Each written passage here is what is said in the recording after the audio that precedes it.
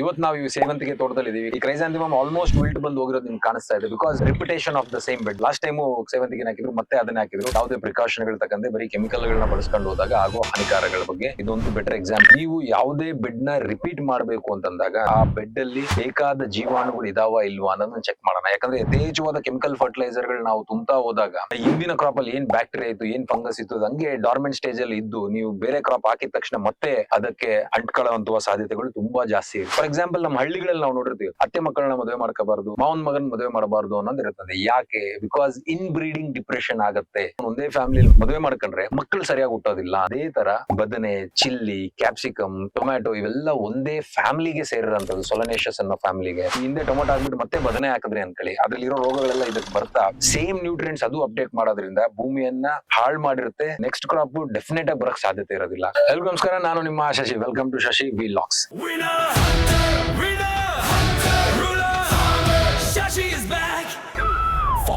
Shashi is back.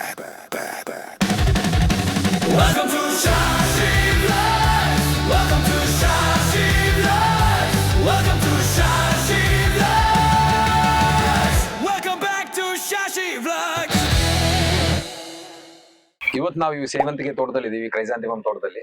ಈ chrysanthemum almost wilt ಬಂದು ಹೋಗಿರೋದು ನಿಮ್ಗೆ ಕಾಣಿಸ್ತಾ ಇದೆ. Because repetition of the same bed. Last time ಸೇವಂತಿಗೆ ಹಾಕಿದ್ರು, ಮತ್ತೆ ಅದನ್ನ ಹಾಕಿದ್ರು. ಯಾವುದೇ ರೊಟೇಷನ್ ಮಾಡದೇ ಇರೋದು ಒಂದು. ಎರಡನೇ ಅಂತದ್ದು ಯಾವುದೇ ಪ್ರಿಕಾಷನ್ ಗಳು ತಕ್ಕಂತೆ ಬರೀ ಕೆಮಿಕಲ್ ಗಳನ್ನ ಬಳಸ್ಕೊಂಡು ಹೋದಾಗ ಆಗೋ ಹಾನಿಕಾರಗಳ ಬಗ್ಗೆ ಇದೊಂದು ಬೆಟರ್ ಎಕ್ಸಾಂಪಲ್ ಆಗತ್ತೆ ಅಂತ ನಾನು ಅನ್ಕೊಂತಾ ಇದ್ದೀನಿ. ನೀವು ಯಾವುದೇ ಬೆಡ್ ನ ರಿಪೀಟ್ ಮಾಡಬೇಕು ಅಂತಂದಾಗ, ಅಂದ್ರೆ ಅದೇ ಬೆಡ್ ನ ಮತ್ತೆ ಇನ್ನೊಂದು ಕ್ರಾಪ್ ಯೂಸ್ ಮಾಡ್ತೀವಿ ಅಂತಂದಾಗ ಆ ಬೆಡ್ ಅಲ್ಲಿ ಬೇಕಾದ ಜೀವಾಣುಗಳು ಇದಾವ ಇಲ್ವಾ ಅನ್ನೋದನ್ನ ಚೆಕ್ ಮಾಡೋಣ. ಯಾಕಂದ್ರೆ ಯಥೇಚ್ಛವಾದ ಕೆಮಿಕಲ್ ಫರ್ಟಿಲೈಸರ್ ಗಳು ನಾವು ತುಂಬ್ತಾ ಹೋದಾಗ ಡಬಲ್ ಡೋಸ್ ಆಫ್ ಫರ್ಟಿಲೈಸರ್ ಹಾಕೋಣ ಹೆಲ್ಪ್ ಆಗತ್ತೆ ಅಂತ ಅನ್ಕೊಂತಾ ಇರ್ತೀವಿ. ಆದ್ರೆ ನಾವು ಎಲ್ಲರೂ ಏನ್ ಮಿಸ್ ಮಾಡ್ತೀವಿ, ಆ ಹಿಂದಿನ ಕ್ರಾಪ್ ಅಲ್ಲಿ ಏನ್ ಬ್ಯಾಕ್ಟೀರಿಯಾ ಇತ್ತು, ಏನ್ ಫಂಗಸ್ ಇತ್ತು, ಹಂಗೆ ಡಾರ್ಮೆಂಟ್ ಸ್ಟೇಜ್ ಅಲ್ಲಿ ಇದ್ದು ನೀವು ಬೇರೆ ಕ್ರಾಪ್ ಹಾಕಿದ ತಕ್ಷಣ ಮತ್ತೆ ಅದಕ್ಕೆ ಅಂಟ್ಕೊಳ್ಳುವಂತಹ ಸಾಧ್ಯತೆಗಳು ತುಂಬಾ ಜಾಸ್ತಿ ಇರ್ತವೆ. ಫಾರ್ ಎಕ್ಸಾಂಪಲ್ ಟೊಮೊಟೊ ಹಾಕಿರ್ತೀವಿ ಒಂದ್ ಬೆಡ್ ಅಲ್ಲಿ, ಎರಡನೇ ಸಾರಿ ಮತ್ತೆ ಬದನೇನೋ, ಚಿಲ್ಲಿನೋ, ಕ್ಯಾಪ್ಸಿಕಮ್ ಹಾಕಿದ್ರೆ ಅದ್ರಲ್ಲಿರೋ ರೋಗಗಳೆಲ್ಲ ಇದಕ್ ಬರ್ತವೆ. ಅದ್ರಲ್ಲಿ ಇಲ್ದೇ ಇರೋ ರೋಗಗಳು ಇದಕ್ ಬರೋಂತ ಸಾಧ್ಯತೆಗಳು ತುಂಬಾ ಜಾಸ್ತಿ ಇರ್ತವೆ. ಬಿಕಾಸ್ ಅವೆಲ್ಲ ಒಂದೇ ಫ್ಯಾಮಿಲಿಗೆ ಸೇರಿರೋಂಥದ್ದು, ಸೊಲನೇಷಿಯಸ್ ಫ್ಯಾಮಿಲಿ ಅಂತ ಕರಿತೀವಿ. ಫಾರ್ ಎಕ್ಸಾಂಪಲ್ ನಮ್ಮ ಹಳ್ಳಿಗಳಲ್ಲಿ ನಾವು ನೋಡಿರ್ತೀವಿ, ಅತ್ತೆ ಮಕ್ಕಳನ್ನ ಮದುವೆ ಮಾಡ್ಕೋಬಾರ್ದು, ಮಾವನ್ ಮಗನ್ ಮದುವೆ ಮಾಡಬಾರ್ದು ಅನ್ನೋದು ಇರ್ತದೆ. ಯಾಕೆ? ಬಿಕಾಸ್ ಇನ್ ಬ್ರೀಡಿಂಗ್ ಡಿಪ್ರೆಷನ್ ಆಗತ್ತೆ. ಅತ್ತೆ ಮಕ್ಕಳನ್ನ ಮದುವೆ ಮಾಡ್ಕೊಂಡ್ರೆ, ಮಾವನ್ ಒಂದೇ ಫ್ಯಾಮಿಲಿ ಮದುವೆ ಮಾಡ್ಕೊಂಡ್ರೆ ಮಕ್ಕಳು ಸರಿಯಾಗಿ ಹುಟ್ಟೋದಿಲ್ಲ ಅನ್ನೋಂಥದ್ದು ನಮ್ಗೆಲ್ರಿಗೂ ಗೊತ್ತಾಗಿರೋಂತ ವಿಚಾರ. ಅದೇ ತರ ಬದನೆ, ಚಿಲ್ಲಿ, ಕ್ಯಾಪ್ಸಿಕಮ್, ಟೊಮ್ಯಾಟೊ ಇವೆಲ್ಲ ಒಂದೇ ಫ್ಯಾಮಿಲಿಗೆ ಸೇರಿರೋಂಥದ್ದು, ಸೊಲನೇಷಿಯಸ್ ಅನ್ನೋ ಫ್ಯಾಮಿಲಿಗೆ. ನೀವು ಹಿಂದೆ ಟೊಮೆಟೊ ಹಾಕ್ಬಿಟ್ಟು ಮತ್ತೆ ಬದನೆ ಹಾಕಿದ್ರಿ ಅನ್ಕೊಳ್ಳಿ, ಅದ್ರಲ್ಲಿರೋ ರೋಗಗಳೆಲ್ಲ ಇದಕ್ಕೆ ಬರ್ತಾ ಸೇಮ್ ನ್ಯೂಟ್ರಿಯೆಂಟ್ಸ್ ಅದು ಅಪ್ಡೇಟ್ ಮಾಡೋದ್ರಿಂದ ಭೂಮಿಯನ್ನ ಹಾಳು ಮಾಡಿರುತ್ತೆ. ಹಾಗೂ ನಿಮ್ ನೆಕ್ಸ್ಟ್ ಕ್ರಾಪ್ ಡೆಫಿನೆಟ್ ಆಗಿ ಬರಕ್ ಸಾಧ್ಯತೆ ಇರೋದಿಲ್ಲ. ಸೊ ಹಿಂಗಾಗಿ ಒಂದು ಸೊಲನೇಷಿಯಸ್ ಆದ್ಮೇಲೆ ಲೆಗ್ಯೂಮ್ಸ್ ಗೆ ಹೋಗುವಂತ ಪ್ಯಾಟರ್ನ್ ನ ಫಾಲೋ ಮಾಡೋಣ, ಕಾಳುಗಳಿಗೆ ಹೋಗುವಂತದ್ದು ಪ್ಲಾನ್ ಮಾಡೋಣ. ಇದ್ರ ಬಗ್ಗೆ ಒಂದ್ ಸ್ವಲ್ಪ ರಿಸರ್ಚ್ ಅಧ್ಯಯನ ಮಾಡಿದಾಗ ನಿಮಗೆ ಕ್ಲಾರಿಟಿ ಸಿಗುತ್ತೆ ಯಾವ್ದಾದ್ರ ಮೇಲೆ ಏನ್ ಬೆಳೆಸಬೇಕು ಅನ್ನೋದನ್ನ. ಅದ್ರ ಬಗ್ಗೆ ನಾವು ತುಂಬಾ ಡೀಪ್ ಆಗಿ ಹೋಗಲ್ಲ, because this concept is entirely different.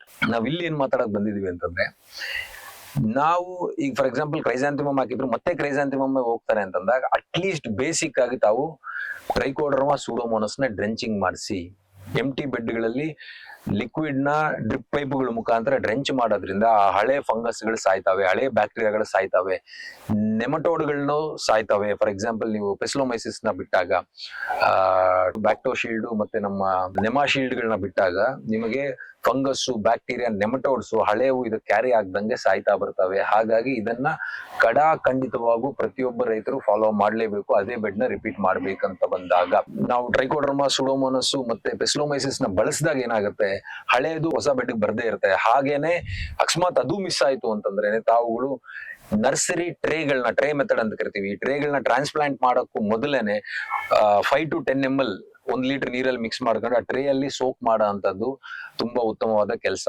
Transplant ಮಾಡಾದ್ಮೇಲೆ ವಾರಕ್ಕೊಂದ್ಸರಿ ಟ್ರೈಕೋಡರ್ಮಾ ಸೂಡೋಮೋನಸ್ ಮತ್ತೆ ಪೆಸ್ಲೋಮೈಸಿಸ್ ನ ಕೊಡ್ತಾ ಹೋದಾಗ ಏನಾಗುತ್ತೆ, ಕ್ರಾಪ್ ತುಂಬಾ ಚೆನ್ನಾಗಿ ಅಭಿವೃದ್ಧಿ ಹೊಂದ್ತಾ ಹೋಗುತ್ತೆ. ತುಂಬಾ ಕಾಸ್ಟ್ ಆಗ್ಬಿಡುತ್ತೆ.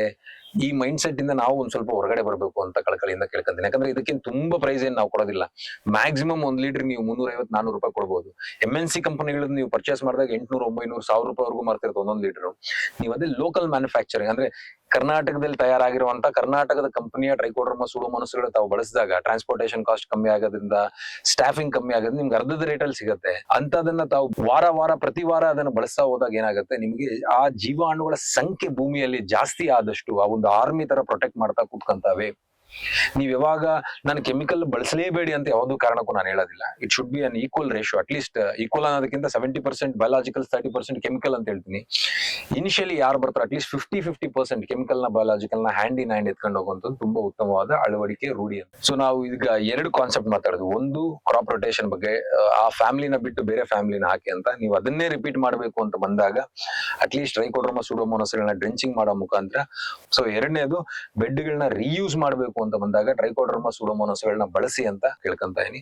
ಹಾಗೂ ಜಾಸ್ತಿ ಬಯಾಲಜಿಕಲ್ಸ್ ಕಡೆ ಬರೋಣ, ಸಾಯಿಲ್ ಫರ್ಟಿಲಿಟಿ ಬಗ್ಗೆ ಮಾತಾಡೋಣ, ಮಣ್ಣನ್ನ ಫಲವತ್ತತೆ ಮಾಡೋದ್ರ ಬಗ್ಗೆ ನಮ್ಮ ಗಮನ ಹರಿಸೋಣ, ವ್ಯವಸಾಯನ ಸುದೀರ್ಘವಾಗಿ ಮಾಡೋಣ ಅಂತ ನಿಮ್ಮಲ್ಲಿ ತುಂಬಾ ಪ್ರೀತಿಯಿಂದ ಕಳಕಳಿಯಿಂದ ಕೇಳ್ತೇನೆ. Thank you. ಜೈ ಹಿಂದ್, ಜೈ ಕರ್ನಾಟಕ.